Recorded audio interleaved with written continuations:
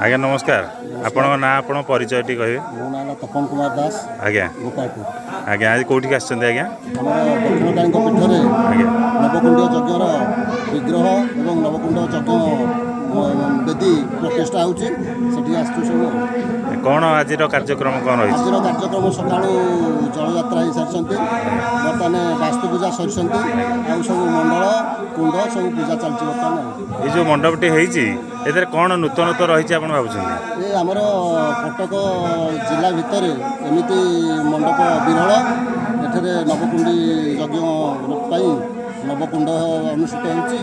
ଆଉ ସବୁ ସ୍ତମ୍ଭ ଦେବତା ମାନେ ଅଛନ୍ତି, 16 ସ୍ତମ୍ଭରେ 16 ଦେବତା ଅଛନ୍ତି। ଆଉ ବହୁତ ସୁନ୍ଦର ମନ୍ଦିରଟି ହେଇଛି। ଆଉ ଆଜ୍ଞା, ଆପଣ ଏ ମଣ୍ଡପ ଦେଖି ଖୁସି ନା କ'ଣ କହୁଛନ୍ତି? ଆମେ ବହୁତ ଖୁସି। ଆଜ୍ଞା, କେତେ ଜଣ ବ୍ରାହ୍ମଣ ଆସିଛନ୍ତି ଆଜ୍ଞା? ଏଠି ଆଜ୍ଞା 30 ଜଣ ବ୍ରାହ୍ମଣ ଆସିଛନ୍ତି। ସବୁ କିନ୍ତୁ କୋଭିଡ ନିୟମ ପାଳନ କରିକିରି ଏଠି ସବୁ କାର୍ଯ୍ୟକ୍ରମ ଚାଲିଛି। ଆଉ ସବୁ କୋଭିଡ ନିୟମ ପାଳନ କରିକି ସାମାଜିକ ଦୂରତ୍ୱ ରକ୍ଷା କରିକି ଏ କାର୍ଯ୍ୟକ୍ରମ ଚାଲିଛି। ଆଜ୍ଞା ଆଜ୍ଞା, ବହୁତ ବହୁତ ଧନ୍ୟବାଦ ଆଜ୍ଞା। ଧନ୍ୟବାଦ ଆଜ୍ଞା। ଭାଇ ନମସ୍କାର, ଆପଣ ପରିଚୟଟା ଟିକେ କହିବେ? ମୋ ନାଁ ହେଲା ସତ୍ୟବ୍ରତ ମିଶ୍ର। ଆଜ୍ଞା, ଆମେ ପରିଚୟ ଆମ କାମ ହେଲା କର୍ମକାଣ୍ଡ ବ୍ରାହ୍ମଣ ହିସାବରେ ଆମେ କର୍ମକାଣ୍ଡ କରିବାକୁ ଆମ କାର୍ଯ୍ୟ। ଆଜ୍ଞା, ବର୍ତ୍ତମାନ ଏଠି ଗୋପାଳପୁର ଗ୍ରାମରେ ଦକ୍ଷିଣକାଳୀଙ୍କ ପୀଠରେ ନବକୁଣ୍ଡି ଯଜ୍ଞର ଆଜି ପ୍ରଥମ ଦିବସ।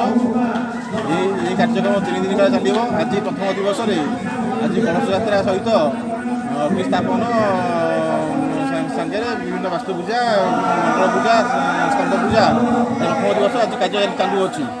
ଏ କାର୍ଯ୍ୟର ବିଶ୍ୱକଲା ଏଇଆ ଯେ କଟକ ଜିଲ୍ଲାରେ ନବକୁଣ୍ଡି ଯଜ୍ଞ ମଣ୍ଡପ ଆଜି ପର୍ଯ୍ୟନ୍ତ ପ୍ରତିଷ୍ଠା ହୋଇପାରିନଥିଲା।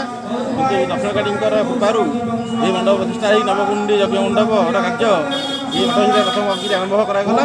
ଯାହାଫଳରେ କି ବ୍ରାହ୍ମଣମାନଙ୍କ ଦ୍ୱାରା ବିଶ୍ୱଶାନ୍ତି ନିମିତ୍ତ ଏହି କାର୍ଯ୍ୟ ଶୁଭାରମ୍ଭ ହୋଇ ଏହାଦ୍ୱାରା ରାଷ୍ଟ୍ର ବାଙ୍କି ଇତିହାସରେ ପ୍ରଥମ ନବକୁଣ୍ଡି ଯଜ୍ଞ, ବାଙ୍କି ସବଡିଭିଜନର ଏହି ପ୍ରଥମ ନବକୁଣ୍ଡି ଯଜ୍ଞ, ଯେଉଁ ଯଜ୍ଞ ଦ୍ୱାରା ବାଙ୍କି ଉପଖଣ୍ଡର ସୁନାମ ବୃଦ୍ଧି ସହିତ ବା ଚର୍ଚ୍ଚିକାଙ୍କ ପୀଠର ଶକ୍ତି ବୃଦ୍ଧି ହେଲା। ଶକ୍ତି ବୃଦ୍ଧି ସାଙ୍ଗରେ ବିଶ୍ୱ କଲ୍ୟାଣ ନିମିତ୍ତ ଏ କାର୍ଯ୍ୟ ଚାଲିବ।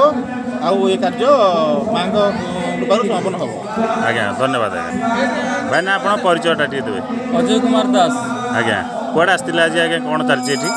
ଆମ ଗୋପାଳପୁର ଗ୍ରାମରେ ମା ଦକ୍ଷିଣକାଳୀଙ୍କ ପୀଠରେ ନବକୁଣ୍ଡୀୟ ଯଜ୍ଞ ଅନୁଷ୍ଠିତ ହେଉଛି। ନବକୁଣ୍ଡୀୟ ଯଜ୍ଞ ଏହି ମନ୍ଦିର ପ୍ରତିଷ୍ଠା ହୋଇସାରିଥିଲା। ଏବେ ମଣ୍ଡପ ପ୍ରତିଷ୍ଠାର ଆଜି ପ୍ରଥମ ଦିବସ କରାଯାଇଛି। ସମସ୍ତ ଦେବାଦେବୀଙ୍କର ପୂଜା ଆବାହନ କରାଯାଇ ଏବେ ଆହୁତି ପ୍ରଦାନ କରାଯାଇଛି। ଆଜ୍ଞା, କ'ଣ ନବକୁଣ୍ଡି ଯଜ୍ଞର କ'ଣ ମାହାତ୍ମ୍ୟ କ'ଣ କହିବେ? ନବକୁଣ୍ଡୀୟ ମାହାତ୍ମ୍ୟ ହେଉଛି ସମସ୍ତ ବାଧା କଷ୍ଟ ଦୂରୀକରଣ କରିବା ପାଇଁ ମା ଭଗବତୀ ଦକ୍ଷିଣକାଳୀଙ୍କର ଏ କୃପା ଲାଭ କରିବା ପାଇଁ ନବକୁଣ୍ଡୀୟ ଯଜ୍ଞର ଆୟୋଜନ କରାଯାଇଛି।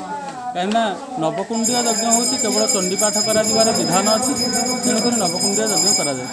ଆଜ୍ଞା, ଯେଉଁ ନବକୁଣ୍ଡି ଯଜ୍ଞ ଆମେ ଶୁଣୁଛୁ ଆପଣଙ୍କର ଏଠୁ ବାଙ୍କିରେ ପ୍ରଥମ ହେଲା। ତ ଆପଣ ଯେଉଁ ଏରିଆ ଯଜ୍ଞ କରିଛନ୍ତି ତା ଭିତରେ ଏହା ପ୍ରଥମ ନା କ'ଣ? ଏଥିରେ ଆପଣଙ୍କର ଦ୍ୱିମତ ଅଛି ଏଥିରେ?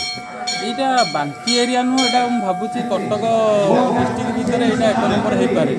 କାହିଁକିନା ଆମେ ତ ବହୁତ ଆଡ଼େ ବୁଲିଛୁ, ଦେଖିଛୁ, ବୋଧହୁଏ ଏଇଟା ବୋଧେ 1 ନମ୍ବର ହେଇପାରେ। କାହିଁକିନା ବହୁତ ଜାଗାରେ ଯଜ୍ଞ ହେଉଛି, କିନ୍ତୁ ନବକୁଣ୍ଡୀୟ ଯଜ୍ଞ ଏଇଟା ପ୍ରଥମ। ଆଜ୍ଞା ଆଜ୍ଞା, ବହୁତ ବହୁତ ଧନ୍ୟବାଦ ଆଜ୍ଞା। ଭାଇନା ଆପଣ ପରିଚୟଟା ଟିକେ କହିଦିଅନ୍ତୁ? ନାଁ ହେଉଛି ଫକୀରଚରଣ ଦାସ। ଆଜ୍ଞା, ଘର ବାଙ୍କି ପାଟପୁର। ଆଜ୍ଞା, ଆପଣ କେଉଁଠିକି ଆଜି ଆସିଥିଲେ? କ'ଣ କରୁଛୁ ଏଠି ଫଙ୍କସନ୍ ହେଉଛି ଆଜି? ବର୍ତ୍ତମାନ ଆଜି ଗୋପାଳପୁର ପଞ୍ଚାୟତରେ ଭଗବତୀ ମା ଦକ୍ଷିଣକାଳୀଙ୍କର ପୀଠରେ ନବକୁଣ୍ଡି ଯଜ୍ଞ ମଣ୍ଡପର ଆଜି ପ୍ରତିଷ୍ଠା ଦିବସ। ଆଜ୍ଞା, ନୂତନ ପ୍ରତିଷ୍ଠା ବି କରାଯାଉଛି।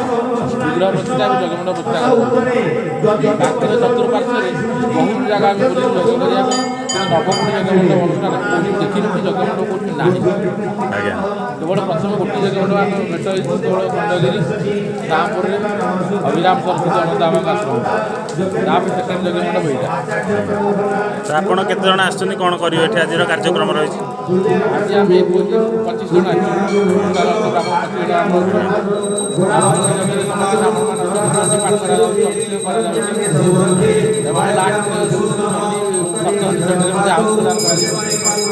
ଧନ୍ୟବାଦ ଆଜ୍ଞା। ଆପଣ ପରିଚୟଟା ଟିକେ ଦେବେ?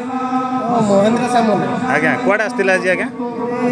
ଆମର ଦକ୍ଷିଣକାଳୀ ମା ଦକ୍ଷିଣକାଳୀଙ୍କ ଯଜ୍ଞ ମଣ୍ଡପ ପ୍ରତିଷ୍ଠା ଦିବସର ବୁଲି ଆସିଥିଲି। ଆଜ୍ଞା, କ'ଣ ଏଠି ବିଶେଷତ୍ୱ ଅଛି? କ'ଣ ଯଜ୍ଞ ମଣ୍ଡପ ବିଶେଷତ୍ୱ ହେଉଛି ଯେ ଏଇଟା ହେଉଛି ଆମ ବାଙ୍କି ଅଞ୍ଚଳରେ ପ୍ରଥମ ନବକୁଣ୍ଡୀୟ ଯଜ୍ଞ ମଣ୍ଡପ ଏବଂ ଯାହାର 16ଟି ସ୍ତମ୍ଭ ରହିଛି ଏବଂ ଏଇଟା ପ୍ରଥମ ବାଙ୍କିର କୌଣସି ଅଞ୍ଚଳରେ ଏଇଟା ନାହିଁ। ପ୍ରଥମକିରି ଅଞ୍ଚଳରେ ପ୍ରତିଷ୍ଠା କରାଯାଉଛି। ଆଜ୍ଞା, ଆମେ ଶୁଣୁଛୁ ମାଆଙ୍କର ବହୁତ ଭଲ ନାଁ ଅଛି ଗାଁରେ। ତ ଆପଣଙ୍କର ମାଆଙ୍କ ବିଷୟରେ କ'ଣ କହିବେ?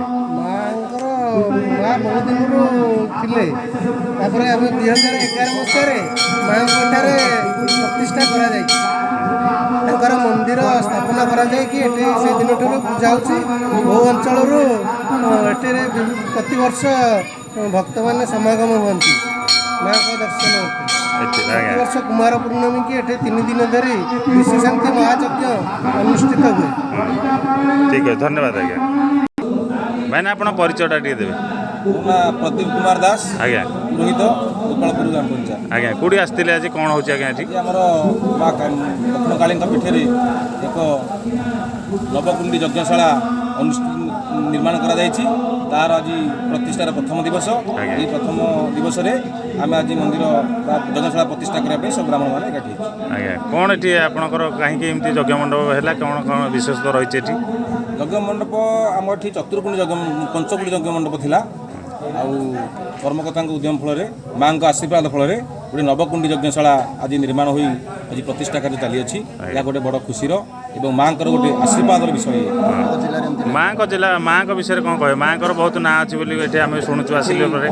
ମା ଯେଉଁ ଦକ୍ଷିଣକାଳୀ ଏଠି ବିରାଜମାନ ଅଛନ୍ତି ସେ ବହୁ ପୁରୁଣା କାଳରୁ ଏଠି ଆବାହନ ବା ଉତ୍ଥାପନ ହୋଇଥିଲେ। ସମୟକ୍ରମରେ ଗୋଟିଏ ମନ୍ଦିର ଏଠି ନିର୍ମାଣ ହେଲା। ସେ ମନ୍ଦିର ନିର୍ମାଣ ସରିଲା ପରେ ମାଙ୍କ ଆଶୀର୍ବାଦରୁ ଆଜି ଏ ସମଗ୍ର ଜିଲ୍ଲାରେ ବୋଧେ ଗୋଟେ ନବକୁଣ୍ଡି ଯଜ୍ଞଶାଳା ଆଜି ତିଆରି ହୋଇ ଆଜି ମାଙ୍କ କୃପାରୁ ତା ପ୍ରତିଷ୍ଠା ଚାଲିଅଛି। ଏହା ନିଶ୍ଚିନ୍ତ ଭାବରେ ମା ଦକ୍ଷିଣକାଳୀଙ୍କର ଗୋଟେ ବଡ଼ କୃପା। ଆଜ୍ଞା ଆଜ୍ଞା ରହିଲା ଆଜ୍ଞା।